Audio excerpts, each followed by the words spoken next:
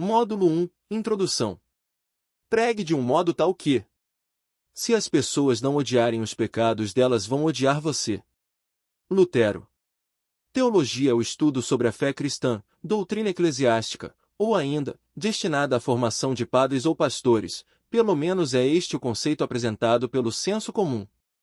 Não há dúvidas de que todo conceito depende no mínimo de um conhecimento de causa a priori, e as conclusões precipitadas podem ser, antes de uma injustiça com o que está sendo julgado, uma tentativa criminosa de deturpação da verdade. A teologia como ciência destina-se ao estudo sistemático das relações do homem com o universo divino, tendo como objeto de estudo o próprio sentimento religioso imanente no ser, e não Deus, pois este não é objeto e não pode ser estudo fisicamente. Os grandes nomes da teologia, ao longo da história, têm destacado a importância do estudo da teologia para a compreensão da fé e da vida cristã. Eles acreditam que a teologia é uma ferramenta essencial para o crescimento espiritual e para o serviço ao reino de Deus. Teologia não é uma ciência enfadonha e árida. É uma teodiceia, uma doxologia para todas as virtudes e perfeições de Deus, um hino de adoração e ação de graças, uma glória a Deus nas alturas. A teologia nos mostra como Deus, que é todo suficiente em si mesmo, glorificando-se a si mesmo na sua criação, que, mesmo dilacerada pelo pecado, é sempre Deus, do princípio ao fim, Deus em seu ser, Deus em sua criação, Deus contra o pecado, Deus em Cristo, Deus quebrando toda a resistência por meio do Espírito Santo e guiando toda a criação de volta ao objetivo que ele decretou, a glória de seu nome. Bavinck, 2008, p. 112. Aqui estão algumas citações de grandes nomes da teologia sobre a importância do estudo da teologia. A. Martinho Lutero. A teologia é a rainha das ciências e a mãe de todas as artes. B. Agostinho. A teologia é a ciência das coisas divinas. C. John Calvino. A teologia é a sabedoria de Deus. D. Karl Barth. A teologia é a compreensão da fé pela fé. E. Paul Tillich. A teologia é a tentativa de compreender a experiência humana à luz da revelação de Deus. Essas citações refletem a visão de que a teologia é uma disciplina que busca compreender a natureza de Deus, a relação entre Deus e o mundo, e o significado da vida cristã. O estudo da teologia pode ajudar as pessoas a crescer em sua compreensão da fé, a desenvolver uma vida de oração e meditação, e a servir a Deus e ao próximo com maior sabedoria e compaixão. Teologia é a aglutinação dos vocábulos tel, Deus, mais logia, logos, igual estudo, tratado, do gr, ciência dos deuses, pelo latim teologia. Literalmente a teologia é o estudo sobre Deus. Teologicamente, é o estudo acerca de Deus. Sistematicamente, é a ciência destinada a estudar a relação de Deus com os homens, destes e Deus, dos homens entre si e destes com a natureza. Historicamente, foi a partir do século III que os pais da Igreja começaram a chamar a reflexão cristã sobre Deus de teologia. Para Agostinho, a palavra teologia não deveria ficar limitada apenas ao discurso genérico sobre a divindade, mas ainda um discurso que se tratasse de modo particular a essência divina revelada na economia da salvação e testemunhada pela Bíblia. Durante tempos, a teologia vem ganhando espaço como ciências humanas e uma dimensão formal e informal no campo do conhecimento. Desta relação entende-se que o estudo acerca de Deus não pode e não deve ser limitado apenas aos seus atributos divinos, suposta personalidade ou suas obras de teofanias no et. Antes demonstrar que a teontologia, estudo do ser divino, o que por mais que se a evolução tecnológica e do saber das ciências humanas busque comprovar tal existência, limitasse a especulação teo-religiosa. D mais H, da relação divina com o homem, podemos demonstrar uma avaliação histórica, o Deus providencial, cujas atitudes traçam um perfil de preocupação com a parte de sua essência materializada, homem como imagem e semelhança divina, para administrar a criação por intermédio de uma procuração limitada até o juízo final. H mais D, da relação do homem, argumento antropológico, com Deus, enfatizamos que as características herdadas por este durante o seu percurso histórico, sejam científicos, filosóficos ou teológicos, têm como resultado divino. O homem existencial é um resultado do meio influente. Quinto elemento, o homem essencial é resultado de uma força atuante espiritual, sábia e providencial, a qual denominamos de fenômeno divino ou a causa inicial e final de todas as coisas. Seja esta relação uma demonstração paterna, conforme especula a psicanálise freudiana, a verdade é que a busca pelas origens, seja pela ciência da evolução ou por intermédio da crença no sobrenatural metafísico, a agonia marcante do ser racional, não pode ser limitada apenas à realidade cósmica a qual está inserido, pois tratando-se de efeitos materiais, estes limitam-se às dimensões do físico, cujo estudo não podemos compreender sua existência sem admitir uma resposta espiritual, independente das explicações da física moderna.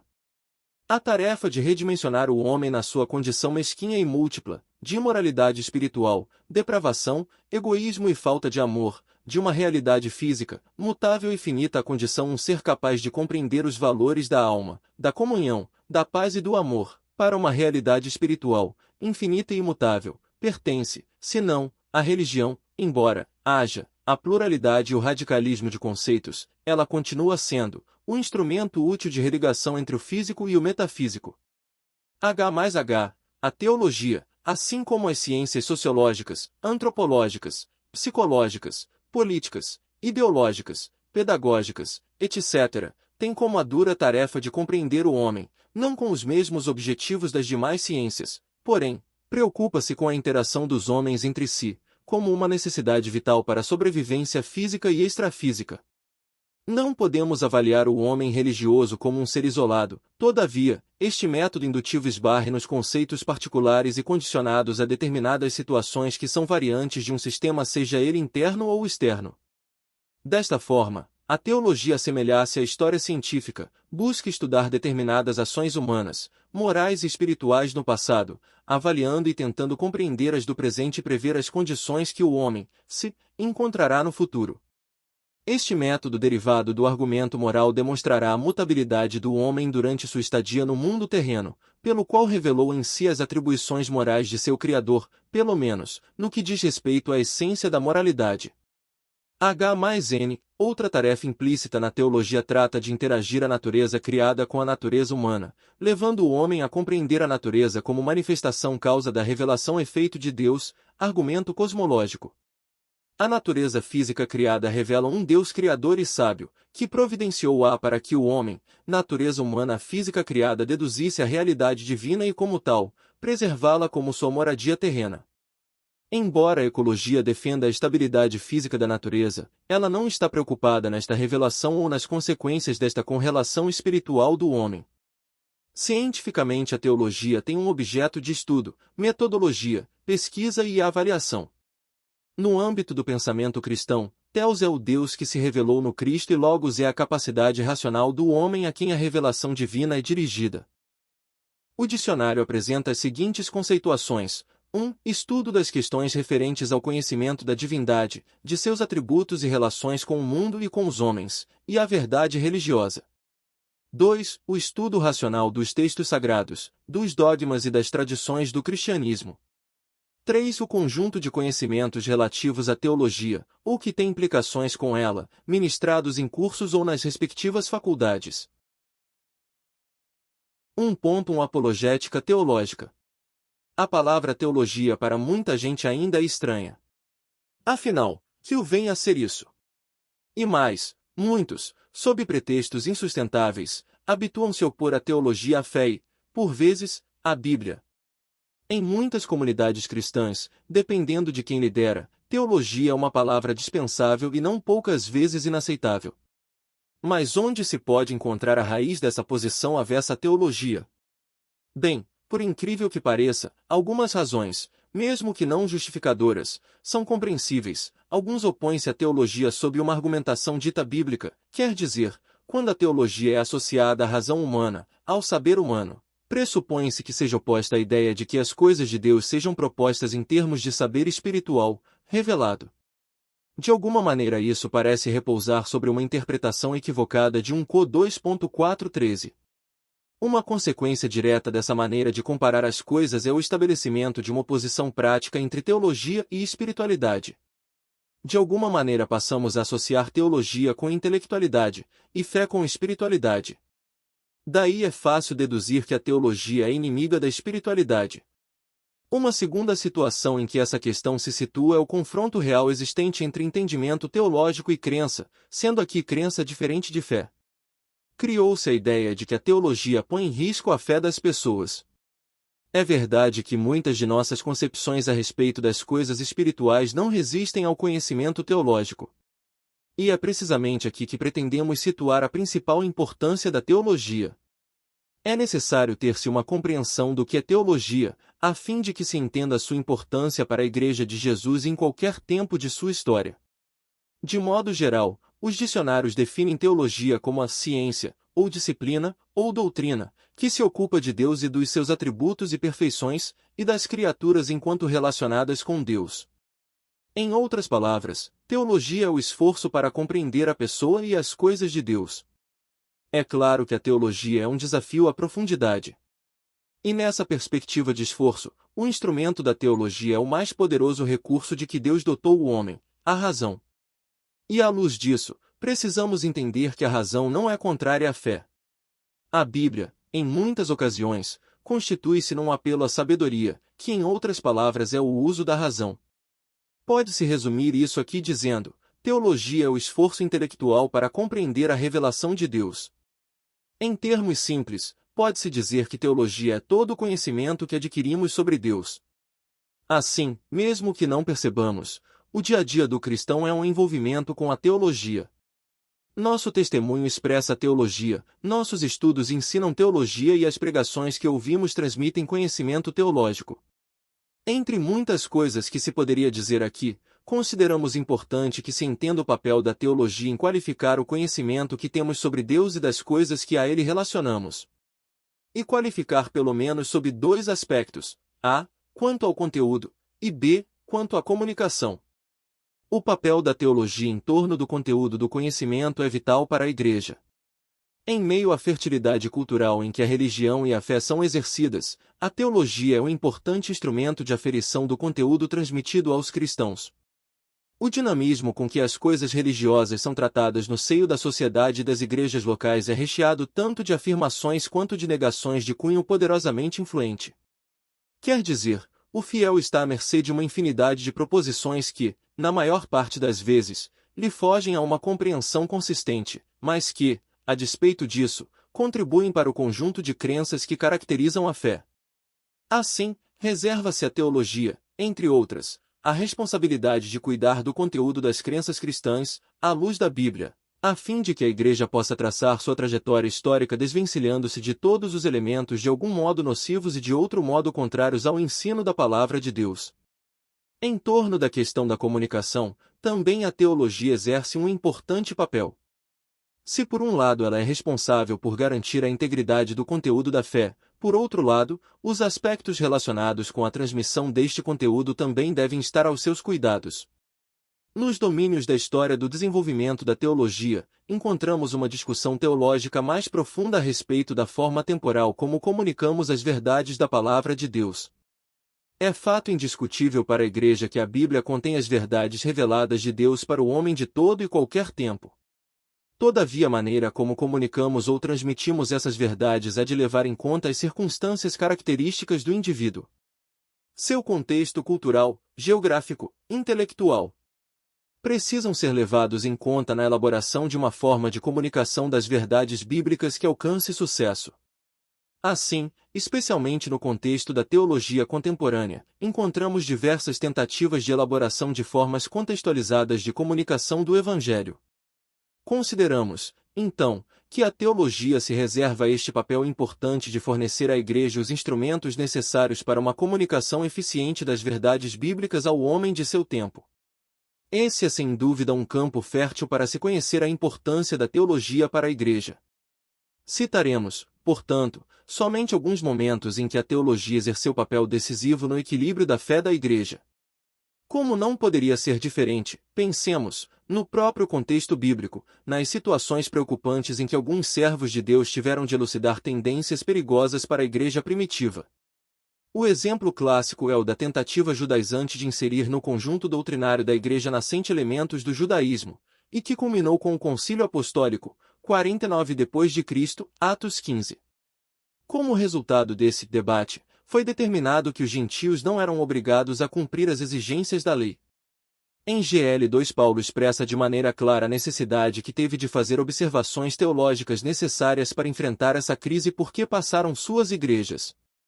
Mais tarde, a história nos conta que, durante o Concílio de Nicéia, 325 d.C., a correção de alguns equívocos provenientes de Alexandria, relacionados à cristologia, salientou o nome de um homem lembrado como alguém de percepção teológica de grande profundidade. Era Atanásio. Tantos outros concílios foram convocados para definir, em termos teológicos, o conteúdo de crença da Igreja. A Reforma Protestante se constituiu numa revolucionária vitória da teologia sobre o obscurantismo religioso que caracterizava a Idade Média. A elaboração da chamada Teologia da Cruz por Lutero é um dos grandes legados do maior dos reformadores à cristandade. Mais recentemente, a teologia contemporânea expressou-se através de diversas abordagens relevantes para uma melhor compreensão do Evangelho por parte do homem moderno. Surgiram, então, a Teologia da Esperança, de Jürgen Moltmann, a Teologia da Palavra, de Karl Barth, a Teologia da Libertação, de Gustavo Gutierrez, Leonardo Bolli, segundo Galileia dentre muitos outros, a Teologia da Missão Integral da Igreja, de John Stott, René Padilla, Samuel Escobar etc. Finalmente, são hoje diversos movimentos teológicos trabalhando em função de determinar os melhores meios pelos quais a Igreja de Jesus Cristo possa cumprir sua missão. A despeito de também haver uma infinidade de contradições embutidas em muitos desses movimentos, não cabe aqui discuti-los. Feitas todas estas considerações em torno da teologia, voltemos à pergunta que nosso assunto suscita: qual a importância da teologia para a Igreja? A resposta parece óbvia. A teologia é o instrumento pelo qual a Igreja ofere o conteúdo da fé proposto em termos contextuais. O tempo em que vivemos se mostra mais desafiador que qualquer outro para a Igreja. De um lado, os avanços científicos e tecnológicos procuram substituir no coração do homem a esperança proveniente da Palavra de Deus. De outro, o assustador avanço das religiões não cristãs desafiam a mensagem do Evangelho com proposições alternativas ao desenvolvimento humano. E ainda de outro, a fragmentação do cristianismo em incontáveis e incontroláveis segmentos reúne uma infinidade de ideias e ensinos, cujos erros nem sempre são fáceis de detectar. Assim, a teologia permanece como um importante instrumento de julgamento de quaisquer ideias ou situações que possam pôr em risco a integridade do cristão, da Igreja ou da Palavra de Deus. 1.2 O pensamento teológico. Desde os mais remotos tempos da história humana, o homem tem cultuado deuses. Tem procurado na idolatria natural o advento de compreender a magnitude do universo e das coisas que acontecem ao seu redor. Esta característica peculiar do ser humano foi evoluindo racionalmente com o passar dos séculos, daí formulou-se a necessidade de estabelecer critérios racionais para se estudar e compreender a natureza da crença e seus efeitos morais e éticos na sociedade. Foi o surgimento da escrita que revolucionou toda a história, seja ela nos princípios rudimentares para se calcular o tempo ou para descrever a natureza em sua volta. O homem expressou o seu desejo de transmitir seus pensamentos através de códigos que tornaram-se alfabetos das mais variadas civilizações até chegar ao mais complexo método de leitura e interpretação que conhecemos hoje. A escrita desencadeou um processo evolutivo em todas as outras áreas. A crença modificou-se gradualmente, embora muitos valores tenham permanecido intocáveis pelos conservadores e ortodoxos, tidos como responsáveis, seja pela divulgação ou pela alienação irracional de alguns dogmas sem fundamentos. Graças à cultura grega, precisamente a partir de Platão que o conceito da palavra teologia tomou o significado que hoje conhecemos, mesmo porque não consta em nenhum documento literário o uso dessa palavra antes de Platão. O que implica em dizer a civilização grega foi a precursora deste conceito, mesmo que se tenha surgido como um discurso mitológico dos antigos poetas gregos. Aristóteles levou adiante a linguagem mítica sobre os deuses iniciada por Platão, vindo mais tarde o conceito filosófico e, consequentemente, a total racionalização da linguagem religiosa sobre os deuses. Desde então, tomou corpo filosófico, político, ideológico, sociológico, etc. No decorrer dos séculos I e II, todos os conceitos religiosos passaram a ser monopolizados e muitos destes manipuladores da palavra de fé, denominados desde a Igreja primitiva como pais da Igreja, criaram um sistema hermenêutico de interpretação, para trazer à tona as mensagens profetizadas e históricas dos primeiros mestres religiosos ou profetas. Mesmo que se considere que muitos interesses foram defendidos por questões históricas, tradicionais ou políticas, a verdade é que se por um lado, foram responsáveis pela alienação mecanicista da crença, por outro lado, abriram as portas para que se pudesse criticar a prática religiosa. 1.3 A ciência teológica. Esta ciência tem como base a revelação, principalmente, na pessoa de Jesus Cristo, feita aos apóstolos, transmitida pela tradição escrita e posteriormente, oral, até ao conhecimento dos seus precursores como Clemente Romano, Inácio, Policarpo, Papias, Agostinho, Lutero, Tomás de Aquino entre outros. De que forma a revelação pode ser um instrumento científico para avaliação teológica, se não há como se fazer observação, experimentação e análise conclusiva dos resultados? Sabemos perfeitamente que a fé não pode ser analisada cientificamente, pelo menos no que diz respeito à experimentação laboratorial por se tratar de um método de conhecimento intuitivo, da mesma forma que Deus não pode ser analisado materialmente. A teologia como ciência tem seu objeto de estudo. O objeto de estudo da teologia. Deus é espírito, e é necessário que os seus adoradores o adorem em espírito e em verdade. João 4.24 NA. O mais difícil da teologia é definir o seu objeto de estudo. Deus, segundo a sua própria natureza, tem como definição um ser espiritual, e assim, não pode ser classificado de objeto de estudo. Partindo do sentido etimológico da palavra teologia, como um estudo acerca de Deus, não teríamos, pelo menos cientificamente, um objeto de estudo, e desta forma não poderia ser considerada como ciência.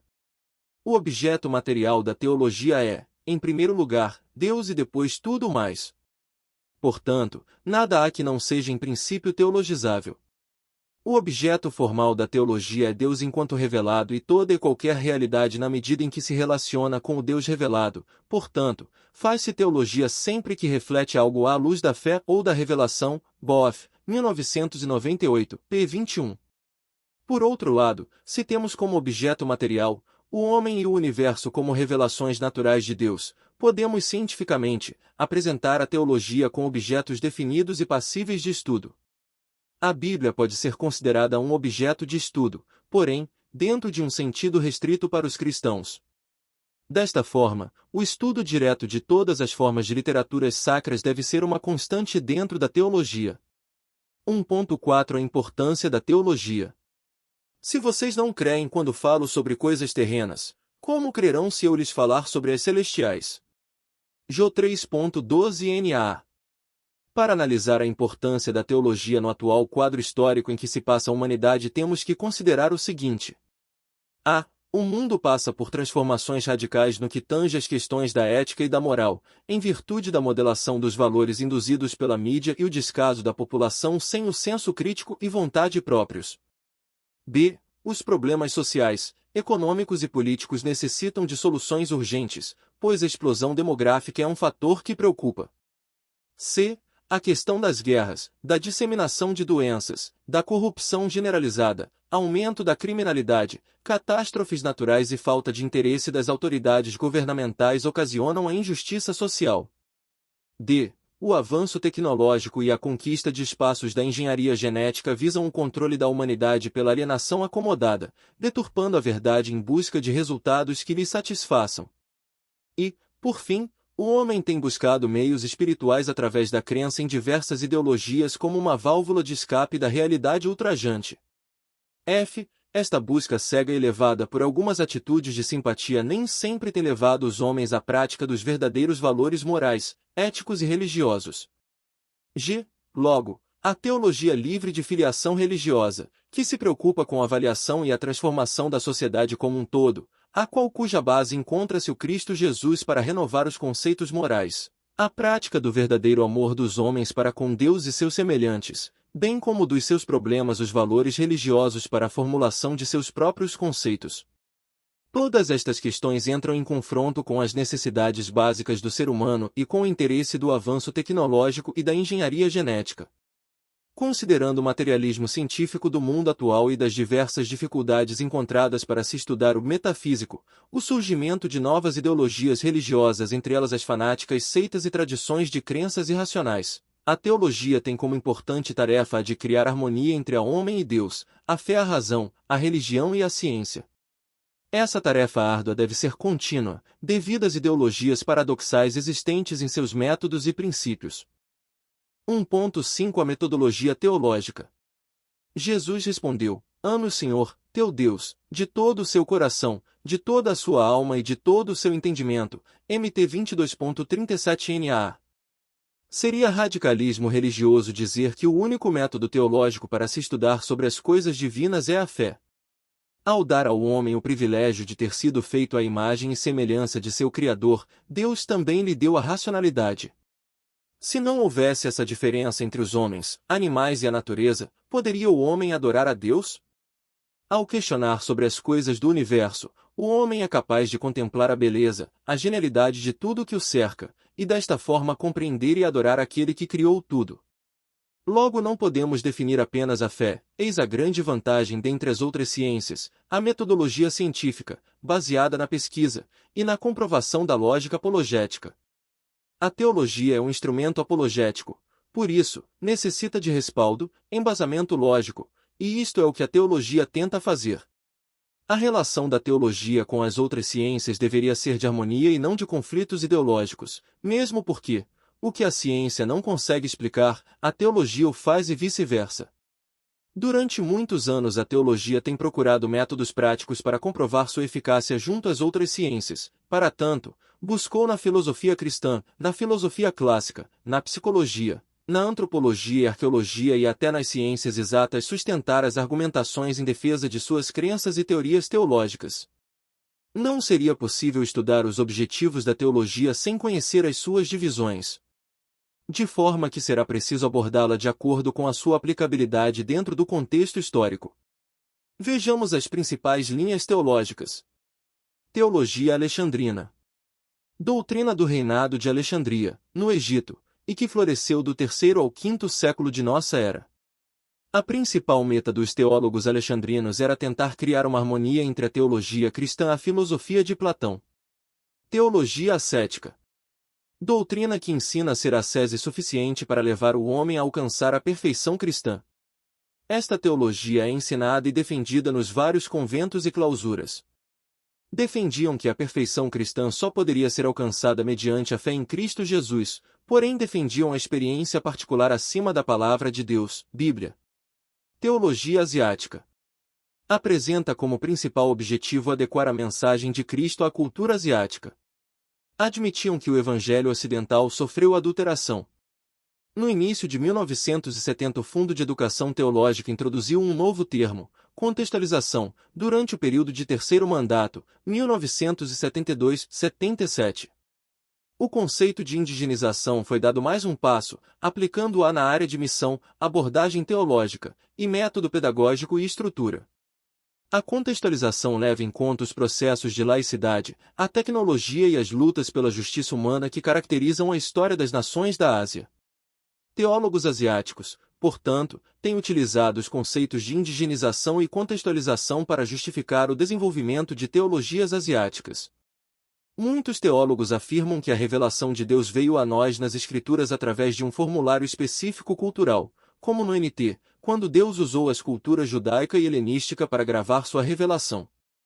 Portanto, o Evangelho deve também ser traduzido hoje em particular às formas de culturas asiáticas, e consequentemente numerosos asiáticos, teologias pretensão de representar asiáticos formas culturais, dor de Deus teologia, Japão, a teologia búfalo de água, Tailândia, a teologia do terceiro olho, para o chinês, Minjun teologia, Coreia, a teologia da mudança, Taiwan, e uma pontuação de outras teologias nacionais, como a indiana teologia, teologia da Birmânia, Sri Lanka e teologia. A proliferação de teologias da Ásia aumenta significativamente desde a década de 1960 e continuarão a se multiplicar no futuro. Este será, sem dúvida, enorme impacto na produção, bem como conflitos e confusões em instituições teológicas e igrejas cristãs na Ásia. Teologia da cruz. Lutero foi o precursor deste pensamento. Admitia que a cruz revelava Deus e que sem esta, o cristianismo não poderia ser compreendido. A teologia da cruz ou estaurologia é um termo cunhado pelo teólogo Martinho Lutero para fazer referência à teologia que propõe que a cruz é a única fonte de conhecimento sobre quem é Deus e como ele salva, em contraste com a teologia da glória, que enfatiza as habilidades e a razão humanas. Teologia da experiência. Segundo Friedrich Schleiermacher, a experiência sobrenatural do homem levaria ao conhecimento da essência do cristianismo. A teologia parte da experiência de Deus realizada no cotidiano de forma especial através da lectio divina e da celebração dos sacramentos.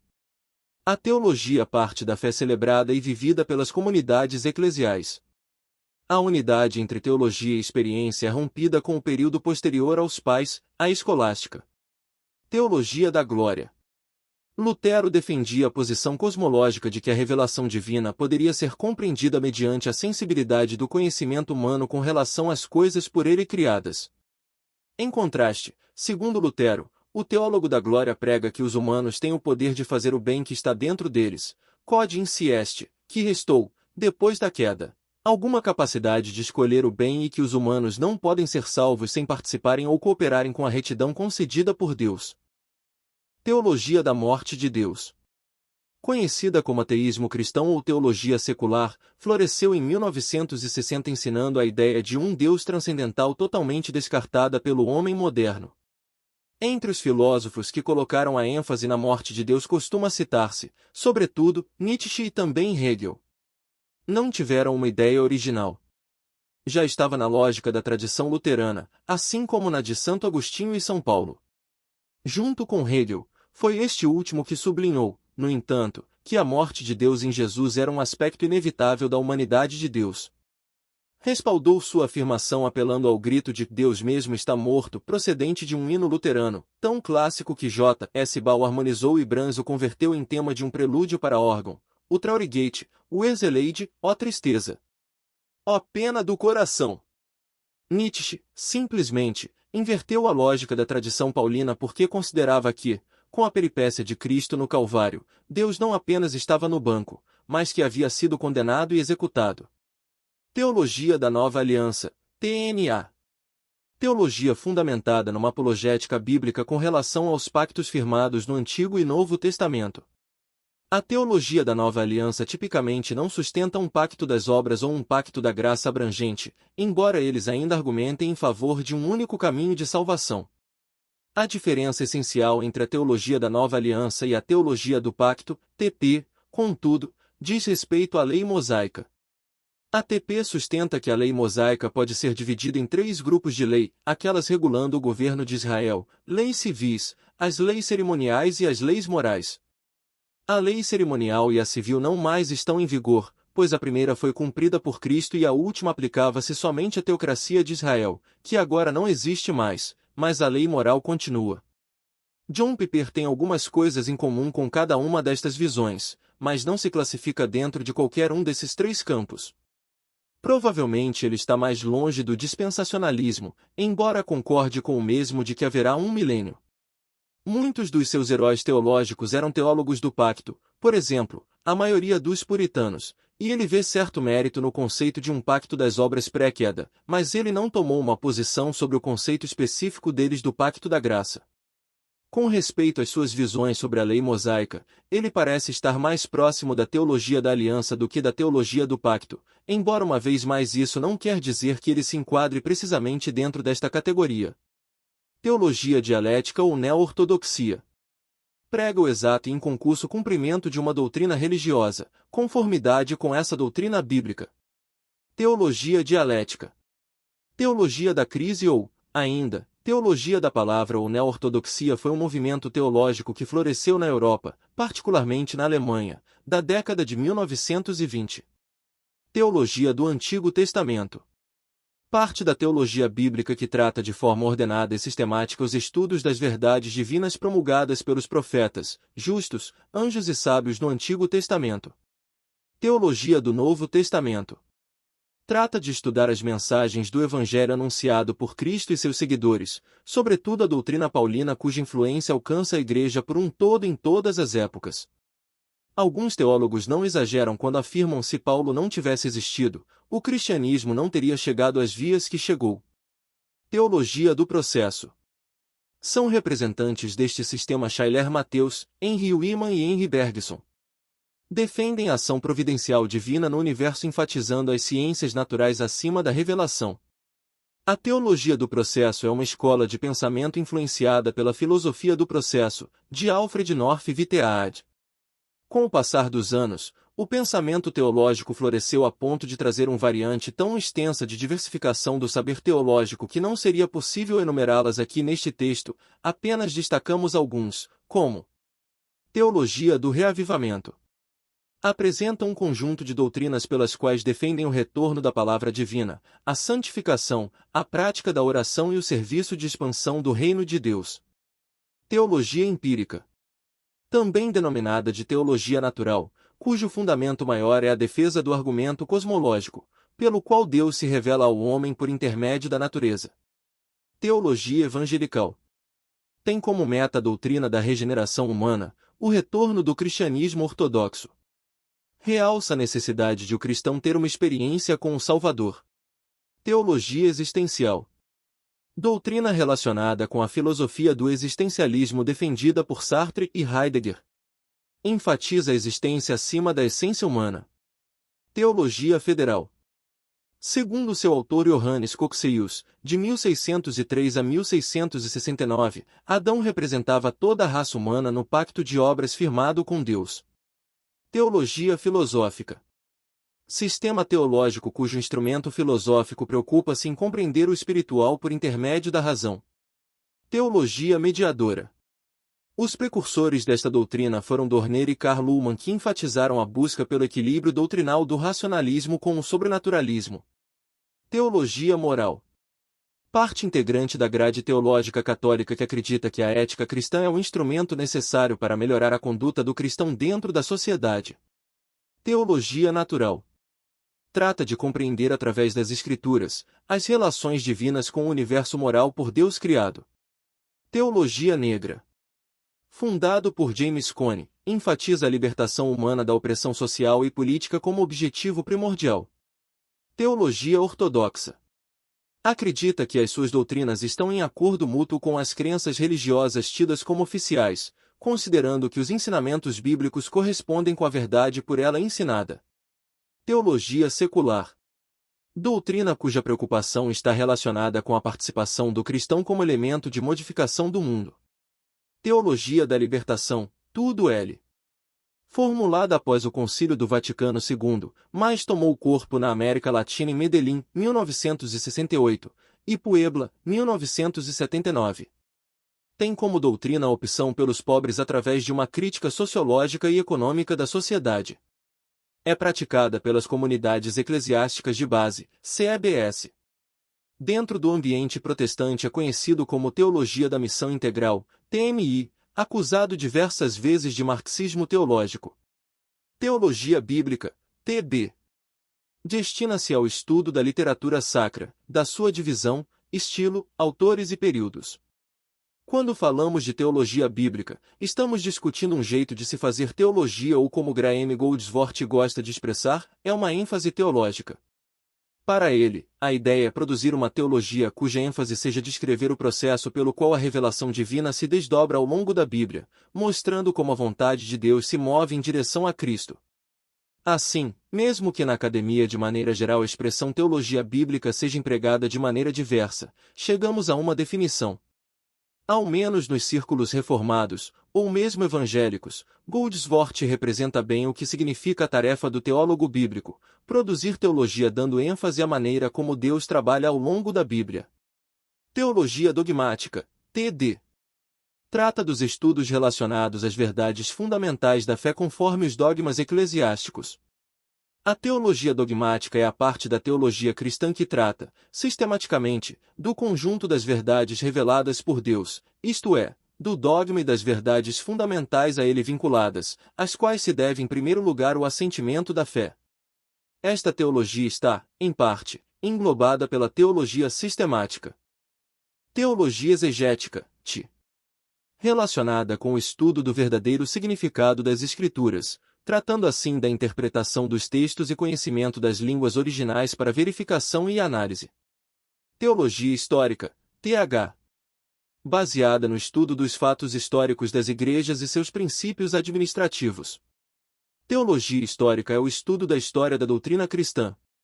Grens, Goretsky e Norden a descrevem como a divisão da disciplina teológica que busca entender e delinear como a Igreja interpretou as Escrituras e desenvolveu a doutrina ao longo de sua história, desde o tempo dos apóstolos até o presente. Teologia sistemática, TS. Tem como objetivo o estudo ordenado dos desígnios de Deus com relação à redenção da humanidade. Entende-se por teologia sistemática cristã como uma organização lógica e ordenada das verdades alusivas a Deus e ao seu relacionamento com o homem, num sistema doutrinal, cultural e historicamente coeso e harmônico com as escrituras do ET&T. Embora a teologia sistemática seja também denominada de teologia dogmática, baseia-se em estudar as relações de Deus com os homens dentro do contexto histórico de forma que demonstre a intenção divina na redenção da humanidade e não em estabelecer ou formular doutrinas para a criação ou surgimento de novas ideologias ou religiões, sejam elas quais forem. A ordem básica obedece aos critérios teológicos bíblicos. Bibliologia. Estudo dos textos canônicos. Teontologia. Estudo sobre a existência de Deus. Angelologia. Estudo dos anjos, natureza e funções. Antropologia. Estudo do homem, criatura de Deus. Amartiologia.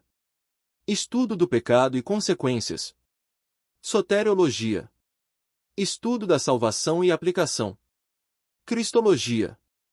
Estudo sobre Jesus Cristo e sua obra. Pneumatologia. Estudo sobre o Espírito Santo. Eclesiologia. Estudo da Igreja, origem e destino. Escatologia. Estudo dos acontecimentos finais. Na prática, a teologia é uma tentativa de diálogo do profano com o sagrado, o físico com o metafísico, o material com o espiritual, o racional natural com a revelação sobrenatural. Tendo como objetivo abordar o problema da divindade, isto é, como falar de Deus, a teologia está intimamente relacionada com a ontologia e a metafísica. Envolvida com a filosofia, pois faz uso da dedução racional, cuja capacidade foi dada por Deus para que se conhecesse todas as coisas, como a verdade e a sabedoria. Embora seja a teologia distinta da filosofia, não são contrárias, ou além da razão, o objeto da teologia não é o irracional, a fé não se opõe à razão, uma vez que ela só é possível em um ser racional. Assim sendo, o objetivo maior da teologia é o conhecimento racional de Deus ao homem e fazer o uso da fé como instrumento para o conhecimento intuitivo e experimental acerca da realidade divina. Indiretamente num todo, as partes que se dividem a teologia estão interrelacionadas, pois para se estudar a divisão de alguns livros, seria necessário conhecer a história e os costumes, bem como conhecer as formulações linguísticas que deram fundamento à divisão e interpretação dos textos. A harmonia que deve existir em cada departamento ou setor da teologia atingirá o objetivo único que é a busca do conhecimento necessário e aplicável.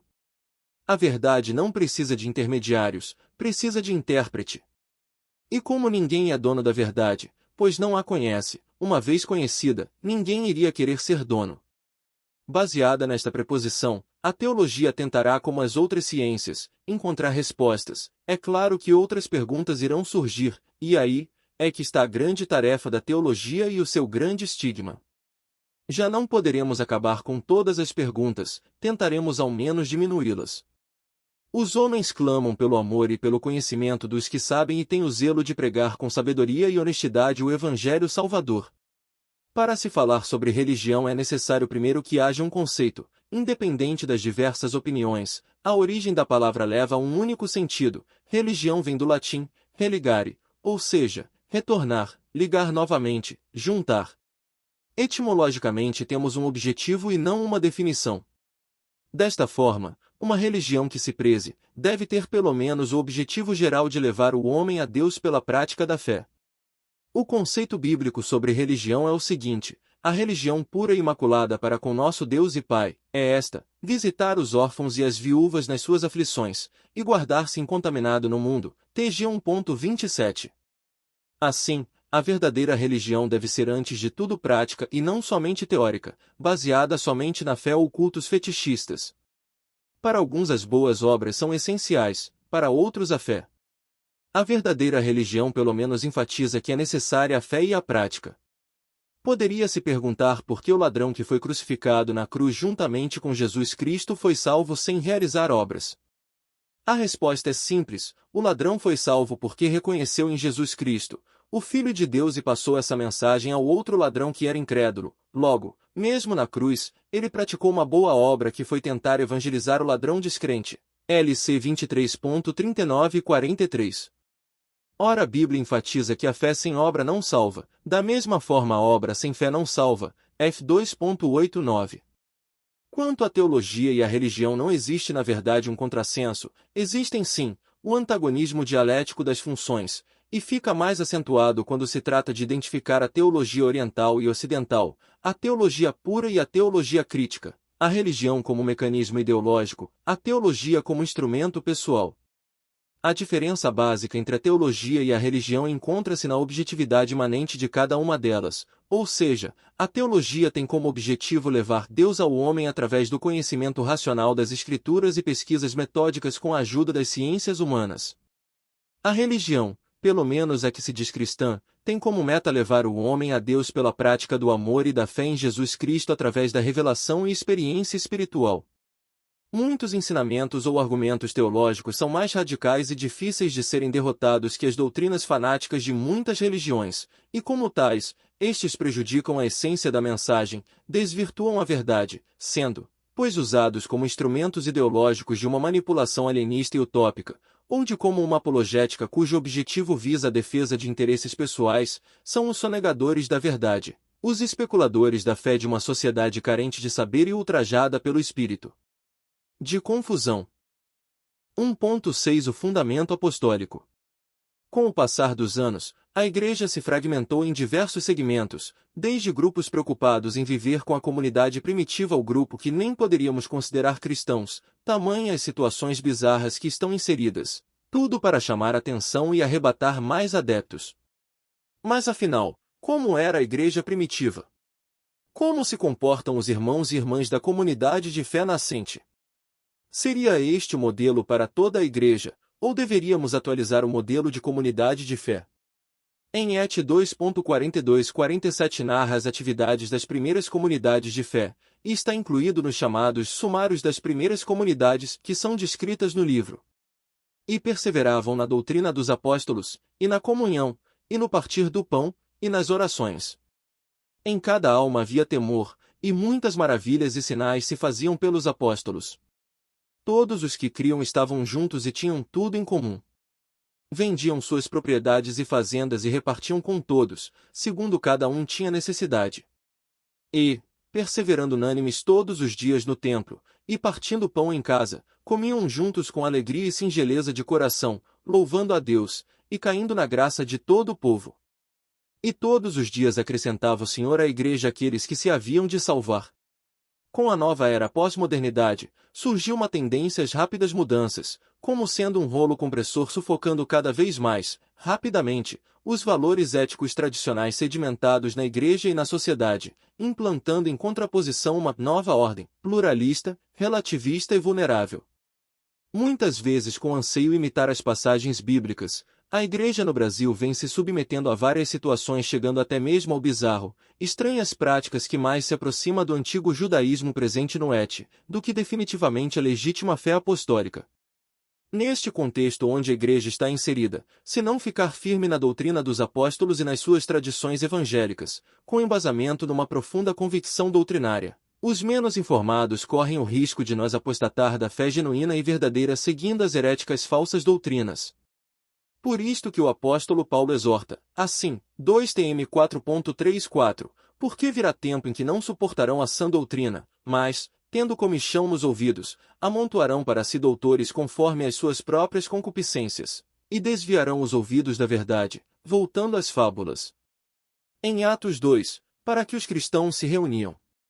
Ali estavam essas pessoas que tinham saído do mundo para se juntar ao grupo de pessoas chamado de discípulos, e eles formaram a primeira igreja. Mas para que serve a igreja? O que ela faz? O que ela provê? Qual era o perfil da igreja primitiva? E perseveravam na doutrina dos apóstolos, no ensino e na comunhão, no partir do pão e nas orações. Et 2.42 Atividades puramente espirituais. E esse é o modus operandi para a igreja em qualquer tempo, uma vez que se diz fundamentada nas Escrituras, atentando para o detalhe crucial. 1.7 A doutrina apostólica.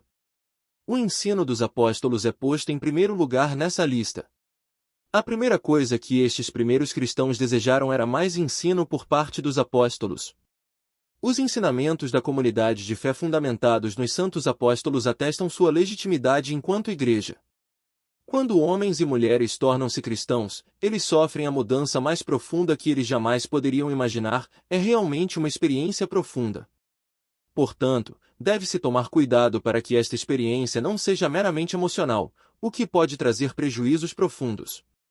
A verdadeira experiência da conversão em Jesus Cristo provoca no cristão mudanças simplesmente por acreditar na verdade. Esta crença na verdade nasce através da exposição da palavra.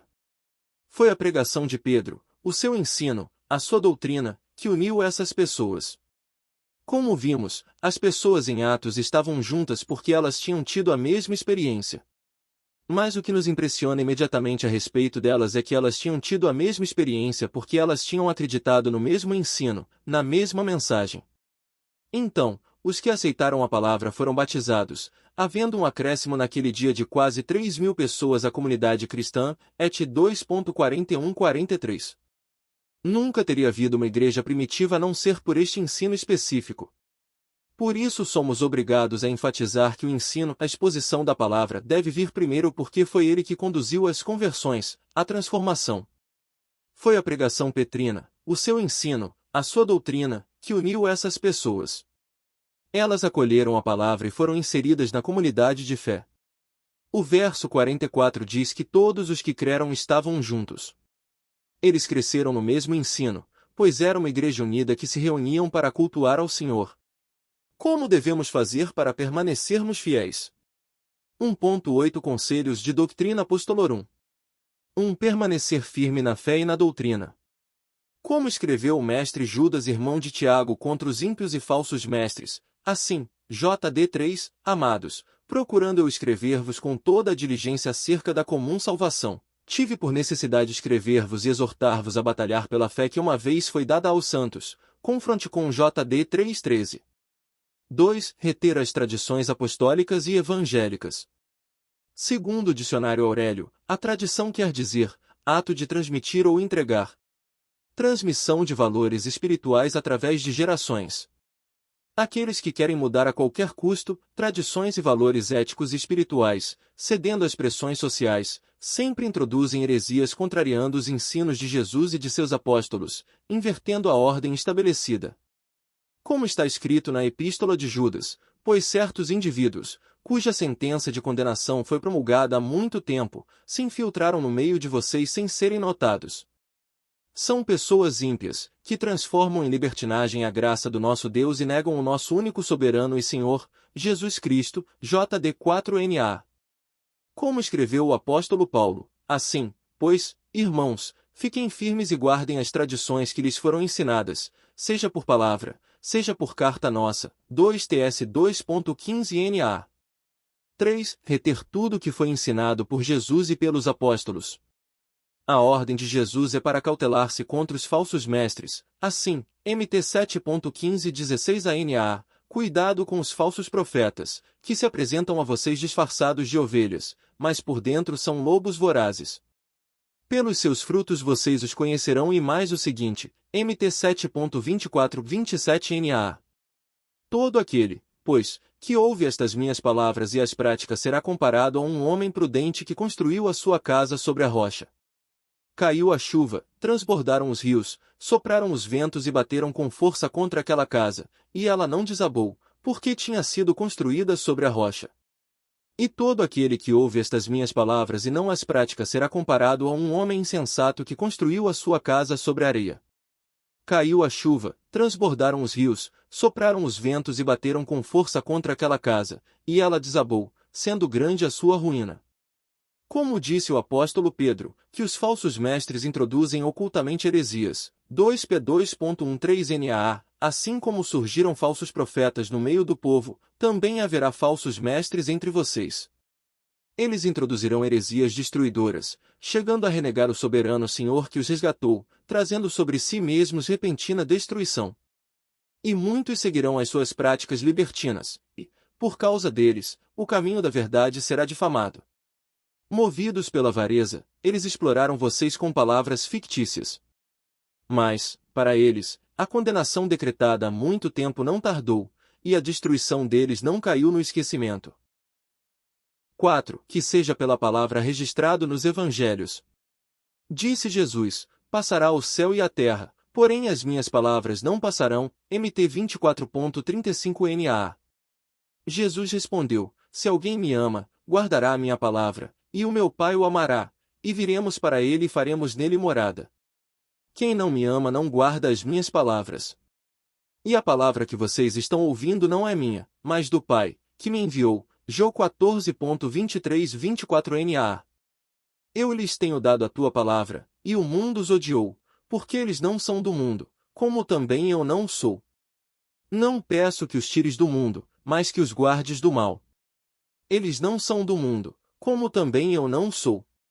Santifica-os na verdade, a tua palavra é a verdade. João 17.14-17 NAA.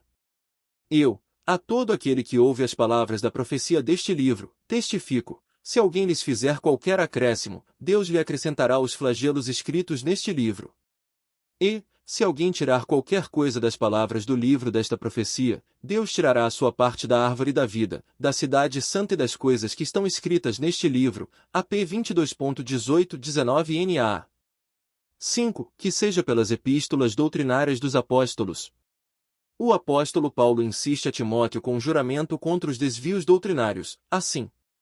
Diante de Deus e de Cristo Jesus, que há de julgar vivos e mortos, pela sua manifestação e pelo seu reino, peço a você com insistência que pregue a palavra, insista, quer seja oportuno, quer não, corrige, repreende, exorta com toda a paciência e doutrina. Pois virá o tempo em que não suportarão a sã doutrina, pelo contrário, se rodearam de mestres segundo as suas próprias cobiças, como que sentindo coceira nos ouvidos. Eles se recusaram a dar ouvidos à verdade, entregando-se às fábulas. 2TM 4.14 NAA. Cuide de você mesmo e da doutrina. Continua nestes deveres, porque, fazendo assim, você salvará tanto a si mesmo como aos que o ouvem. 1TM 4.16 NAA. 6. Que seja pelos ensinos pioneiros na mensagem pura do Evangelho. Exemplo dos ensinamentos dos apóstolos, e perseveravam na doutrina dos apóstolos e na comunhão, no partir do pão e nas orações. Em cada alma havia temor, e muitos prodígios e sinais eram feitos por meio dos apóstolos. Et 2.42-43 NA. Assim, pois, irmãos, fiquem firmes e guardem as tradições que lhes foram ensinadas, seja por palavra, seja por carta nossa. 2TS 2.15 NA. O princípio importante e prioritário é, e será sempre, permanecermos fiéis às tradições recebidas dos apóstolos, e aos ensinos de nosso Senhor Jesus Cristo registrados nas Santas Escrituras que são o nosso referencial insubstituível, imutável, eterno, e básico da nossa fé cristã, como disse o apóstolo Paulo, de sorte que a fé é pelo ouvir, e o ouvir pela palavra de Deus. RM 10.17. Enfatizamos a importância das doutrinas bíblicas, afirmemos, abracemos toda a verdade ou renunciemos totalmente ao cristianismo. O que isto significa? Não podemos acreditar em algumas doutrinas, e desacreditar em outras. Haveremos de receber toda a verdade conforme nos confiou o Senhor em sua palavra, integralmente. Portanto, é vital para a Igreja de Cristo apreciar toda a Escritura à luz dos ensinamentos apostólicos para não cair em armadilhas de pensamentos pessoais ou doutrinas heréticas. Sem doutrina, a vida espiritual é impossível,